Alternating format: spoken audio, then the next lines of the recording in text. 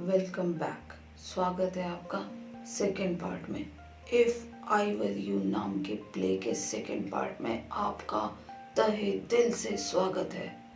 चलो, वैसे मुझे नाम बताने की ज़रूरत नहीं थी, नाम तो तुमने देख ही लिया होगा।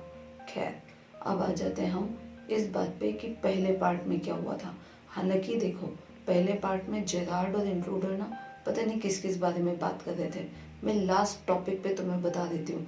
इंट्रूडर उसको पूछता है, तो बताओ तुमसे मिलने किस टाइप के लोग आते हैं। जेरार्ड बोलता है, ज़्यादा तो नहीं, एक बेकर आता है, एक सब्जी वाला आता है और एक मिल्कमैन आता है। मिल्कमैन ना बड़ा चार्मिंग है, पर तुम्हारे जितना इंटरेस्टिंग कोई भी नहीं आता यहाँ पे। अब इसके आगे से हम शुरू करते हैं सेकेंड पार्ट। इंट्रूडर बोलता है, अच्छा तो तुमसे ट्रेड्स पीपल मिलने नहीं आते ना। पता चला मुझे। ट्रेड्स पीपल बोले तो बिजनेस वाले लोग जो किसी चीज़ के लेन देन, पैसे धेले, इन टाइप की बातें करते हैं। जेरार्ड ने इंट्रूडर को बोला, तुमने बहुत मुसीबतें उठा के मेरे बारे में पता लगाया, कुछ थोड़ा अपने बारे में भी बताओ। अब देखो, ये जेरार्ड ना बड़ा स्मार्ट है, किसी भी तरीके से उसका नाम, उसके बारे में इंफॉर्मेशन ना निकालने की कोशिश कर रहा है। वैसे ये इंट्रूडर की मेहनत इतनी नहीं लगती। अगर उस जमाने में FB या इंस्टाग्राम होता, उसको सब एक क्लिक में ही पता चल जाता। इंट्रूडर ना अब इस जेरार्ड की बातों से थोड़ा इरिटेट हो रहा है। वो बोलता है, तुम्हें क्या लगता है तुम स्मार्ट हो? बेटा, तुमसे ज़्यादा स्मार्ट मैं हूँ। मेरे पास ना दिमाग भी है और मैं उसका यूज़ भी करता हूँ, और इसी दिमाग का यूज़ करके ना मैं यहाँ तक पहुँचा हूँ। जेरार्ड पता है क्या बोलता है? ओह, प्रिसाइजली, तुम अपने दिमाग का यूज़ करके यहाँ पहुँचे हो, मेरे इस लोनली से कॉटेज में। वाओ, क्या अक्लमंदी का काम किया है तुमने। जेरार्ड बोलता है, वैसे मेरे कॉटेज तक आने के लिए ना किसी ज़्यादा अक्ल की बिल्कुल ज़रूरत नहीं थी। इंट्रूडर बोलता है, जब तुम्हें मेरे यहाँ आने का रीज़न पता चलेगा ना, तुम्हें एक सरप्राइज़ मिलेगा, और ये सरप्राइज़ प्लेजेंट बिल्कुल भी नहीं होगा। अब ये जो हमारे जेरार्ड भाई साहब है ना, बड़े कूल टाइप के प्राणी हैं। इनको कोई फ़र्क ही नहीं पड़ रहा है कि एक कोई अनजान आदमी हाथ में रिवॉल्वर लेके इनके घर में घुसा हुआ है। पता है जेरार्ड क्या पूछता है इंट्रूडर से? तुम किसी क्राइम के स्पेशलिस्ट हो या कुछ भी कर लेते हो?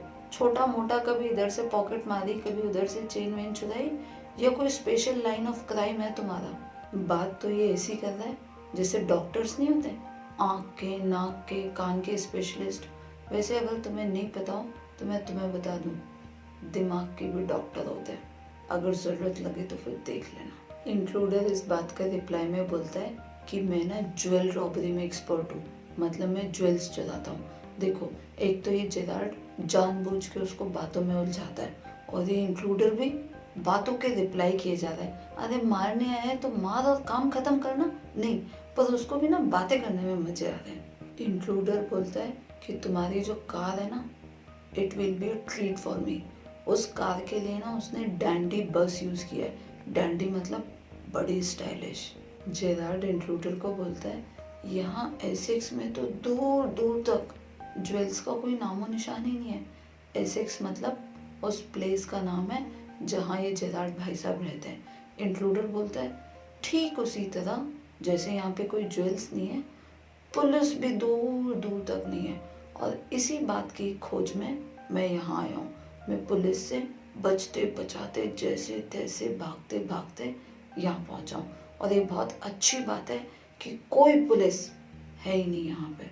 और अब क्योंकि कोई यहाँ पुलिस नहीं है तो मैं आराम से यहाँ रह सकता हूँ। जेरार्ड क्या बोलता है, तुम मेरे साथ रहोगे? मैंने तो तुम्हें इनवाइट ही नहीं किया, कुछ सडनली तुमने अजीब सा प्लान नहीं बना लिया? ये जेरार्ड ना समझ में इसको सब आ रहा था कि इंट्रूडर क्या चाहता है, पर बातें ऐसी करता है जैसे कुछ पल्ले ही नहीं पड़ रहा। ये ना एड़ा बन के पेड़ा खाने वाली बातें कर रहा था। इंट्रूडर जेरार्ड को बोलता है, देखो, मैंने तुमसे इसलिए नहीं पूछा क्योंकि तुम अब यहाँ रहने वाले ही नहीं हो, मैं तुम्हें निपटाने वाला हूँ, तो तुम रहोगे नहीं, तो तुमसे पूछने की ज़रूरत मैंने समझी ही नहीं। जेरार्ड बोलता है, व्हाट डू यू मीन? क्या मतलब है तुम्हारा? इंट्रूडर बोलता है, यस, ये तो तुम्हारे लिए एक बड़ा सरप्राइज था। मैं तुम्हें यहाँ मारने आया हूँ। जेरार्ड बोलता है, Isn't it harsh? थोड़ा ज़्यादा नहीं हो गया? इंट्रूडर बोलता है ताने के साथ, oh I am sorry, actually तो मैं तुम्हें एक बात बताऊँ, I have taken a fancy to you. इसका मतलब कि इंट्रूडर बोलता है जेरार्ड को कि तुम ना मुझे थोड़े अच्छे लगने लगे हो, बट आई एम सॉरी, मारना तो मुझे तुम्हें पड़ेगा। जेरार्ड बोलता है उसको कि तुम अपने क्राइम्स की लिस्ट में मर्डर क्यों ऐड करना चाहते हो? ये ना एक बहुत ग्रेव स्टेप होगी। तुमने पहले ही क्राइम कर रखे हैं और अब तुम एक मर्डर भी करोगे। इंट्रूडर बोलता है, देख भाई, ये सब करने में ना मुझे कोई मज़ा नहीं आ रहा है।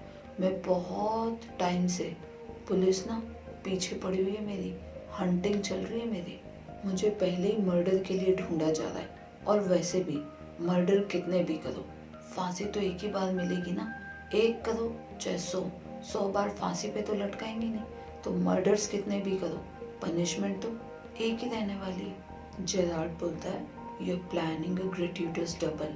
इसका मतलब तुम एक अनइनवाइटेड मुसीबत, मतलब पहले ही एक मुसीबत है और तुम उसको बढ़ा रहे हो। जेरार्ड उसको बोलता है, चलो माना कि तुम्हारे पास खोने को कुछ नहीं है, पर मेरा मर्डर करके तुम्हें क्या मिलेगा?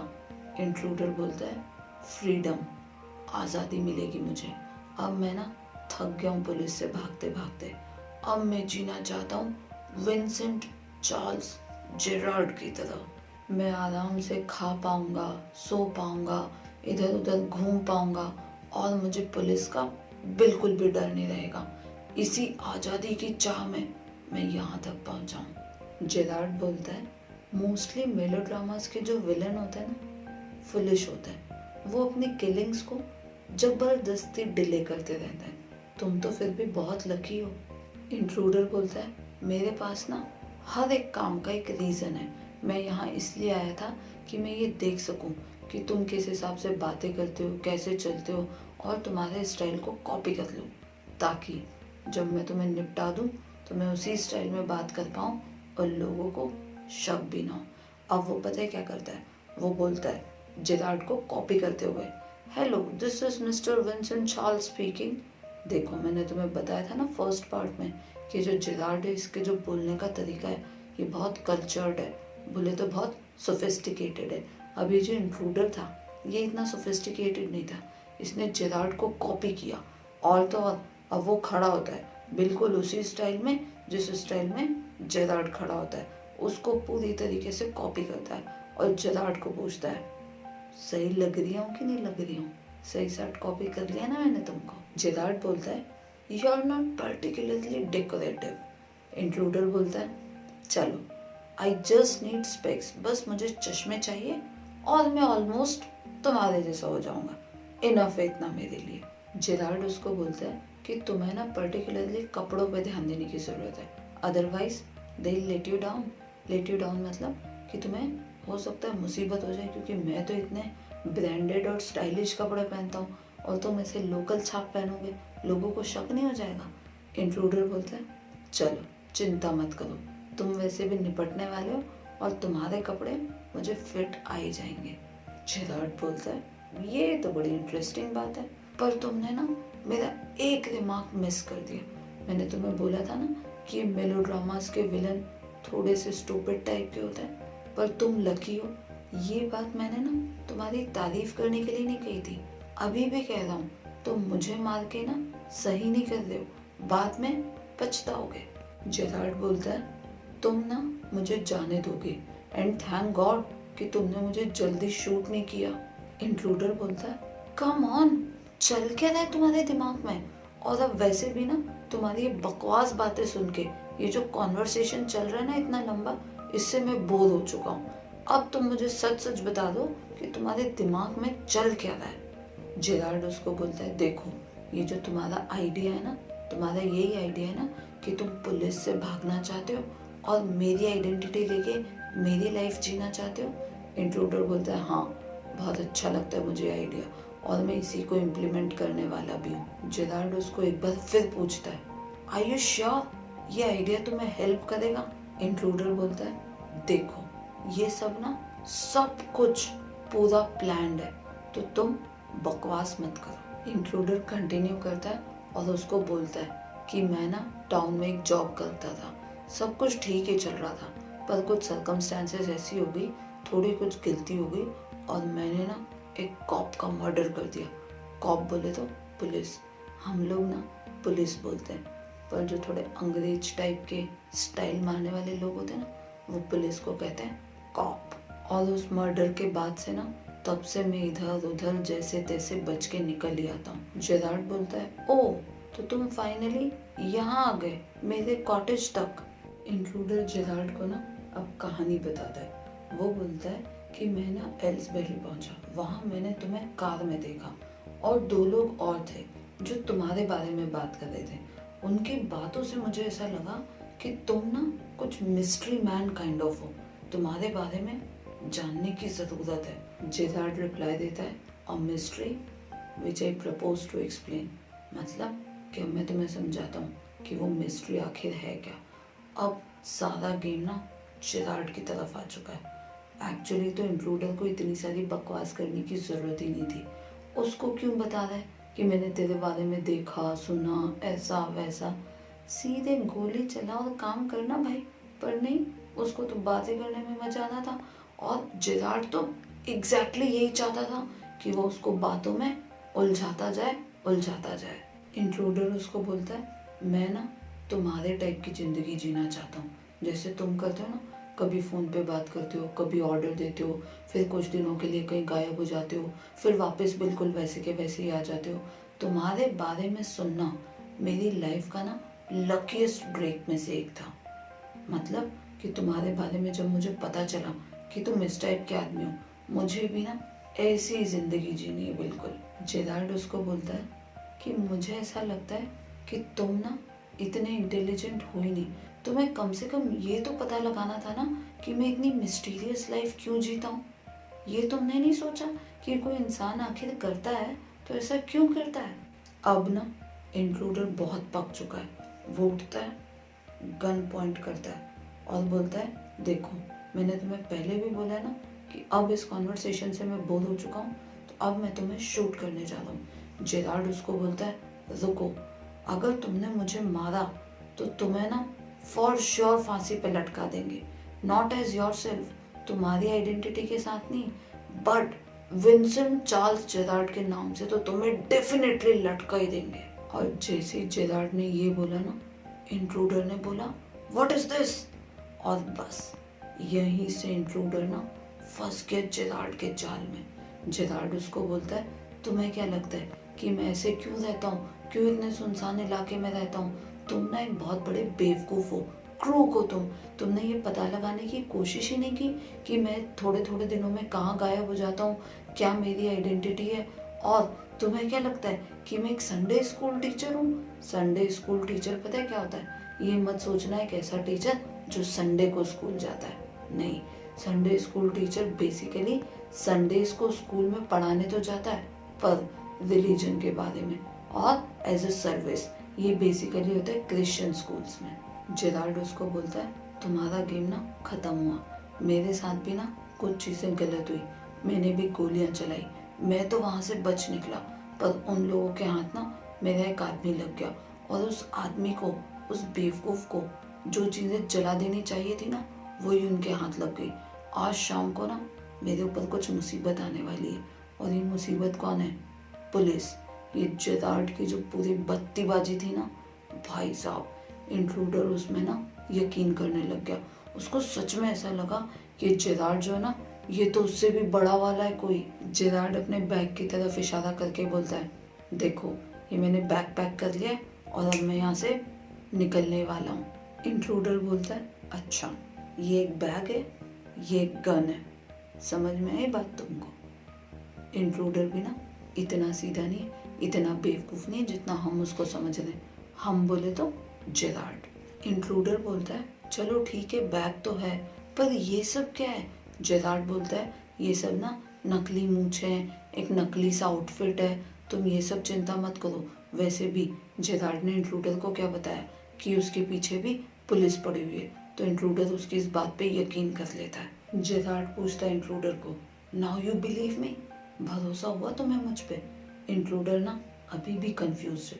वो बोलता है आई डोंट नो। जेरार्ड उसको बोलता है, अरे भगवान के लिए अपने दिमाग के ना जाले क्लियर करो और फटाफट मेरे साथ चलो। वैसे भी गन तो तुम्हारे पास है ही, मेरे साथ मेरी कार में बैठो और निकलो यहाँ से फटाफट। इंट्रूडर बोलता है, हाँ हो सकता है भाई, तू सही बोल रहा है, चल कार में निकल चलते अपन यहाँ से। ऐसा उसने बोला नहीं, उसने सिर्फ यही बोला कि हाँ हो सकता है तुम सही बोल रहे हो। और उसका इतने बोलने पे जेरार्ड को अच्छे से लग गया कि अब शिकार पूरी तरीके से जाल में फंस चुका है। वो अपना बैग उठाने जाता है। इंट्रूडर बोलता है, बॉस बी केयरफुल, देख रहा हूँ मैं तुम्हें अभी भी, और याद रखना गन अभी भी मेरे हाथ में ही है, तो कोई चालाकी बिल्कुल भी मत करना, वरना एक गोली चलाई और तुम सीधे ढाए ढाए फिश। जेरार्ड की बत्तीबाजी का ना एक नेक्स्ट लेवल देखो। पता है इंट्रूडर को क्या बोलता है, देखो मेरा एक आदमी खड़ा है रोड पे, वो ना इसलिए मैंने रखा है वहाँ पे ताकि वो हमें इन्फॉर्म करे, जैसे ही पुलिस आने वाली होगी ना वो हमें बता देगा। और देखो किस्मत देखो जेरार्ड की, उसी टाइम पे ना फोन बजता है। वो इंट्रूडर को बोलता है, चलो यहाँ से सीधे गैराज की तरफ चलो, वहाँ से कार में बैठेंगे और निकल लेंगे। ये जो हमारे इंट्रूडर भाई साहब है ना, ये अभी भी कंफ्यूज ही आई हुई है, कंफ्यूज्ड स्टेट ही है इसकी। बोलता है, कैसे मान लूं कि तुम सही बोल रहे हो? जेरार्ड बोलता है, अबे देख अपनी शक्ल, लुक एट योरसेल्फ, चलो जल्दी करो, पुलिस कभी भी किसी टाइम पे भी आ सकती है। वो उठता है और वो दरवाज़ा खोलने के लिए आगे बढ़ता है। इंट्रूडर भी उसके साथ आगे बढ़ता है, उसके हाथ में अभी भी गन है। और अगर तुमने ध्यान से फर्स्ट पार्ट सुना होगा तो तुम्हें याद होगा कि जब मैंने जेरार्ड के घर की सेटिंग बताई थी तुम्हें, मैंने बताया था उसके घर में 2 दरवाजे, एक तो था प्रैक्टिकल डोर जो एक्चुअली डोर था, और दूसरा जो था उसके बारे में हम श्योर नहीं थे, वो एक्चुअली पता है दरवाज़ा था ही नहीं, वो थी एक कबर्ड। जैसे ही इंट्रूडर आगे बढ़ा, पता है जेरार्ड ने क्या किया, उसको कबर्ड के अंदर धक्का दे दिया, रिवॉल्वर अपने हाथ में ले लिया और कबर्ड का दरवाज़ा लगा दिया। अब बेचारा वो इंट्रूडर अंदर से दरवाज़ा खटखटा रहा है और बोल रहा है, बाहर निकालो मुझे, बाहर निकालो, कोई है? अब इस पूरी पिक्चर के ख़त्म होते होते गन की पोजीशन ना चेंज हो गई। शुरुआत से गन किसके हाथ में थी? इंट्रूडर के हाथ में। और अब इंट्रूडर है कबर्ड के अंदर और जेरार्ड भाई साहब ने गन को पॉइंट कर रखा है कबर्ड की तरफ। और मैंने तुम्हें बताया था ना कि जेरार्ड की किस्मत देखो कितनी अच्छी है, जब वो बत्तीबाजी कर रहा था कि मेरा एक आदमी खड़ा है रोड पे जो हमको इन्फॉर्म करेगा अगर पुलिस आई तो। जिस टाइम जो टेलीफोन रिंग बजी थी ना, अब वो उसको आंसर करते हुए बोलता है, ओ सॉरी, मैं ना तुम्हारे लिए प्रॉप्स नहीं भेज पाया टाइम से रिहर्सल के लिए, एक्चुअली मेरे पास एक थोड़ी अम्यूजिंग सी मुसीबत आ गई थी, उसके लिए आई एम सॉरी। इस मुसीबत के बारे में ना मैं अपने नेक्स्ट प्ले में बात करूँगा, तब तक तुम ना सर्जेंट को बोले तो पुलिस को मेरे घर पे भेज दो। फाइनली अब पता चला हमें कि जेरार्ड भाई साहब ना एक प्ले राइट है। और इसी के साथ ये प्ले वर्क ख़त्म। इस प्ले से पता है तुम एक बात सीख सकते हो कि अगर अपनी अकल लगाओ ना और समझदारी से काम लो, तो जो बंदा तुमको लपेटे में लेने आया था ना, उसको तुम लपेटे में ले सकते हो।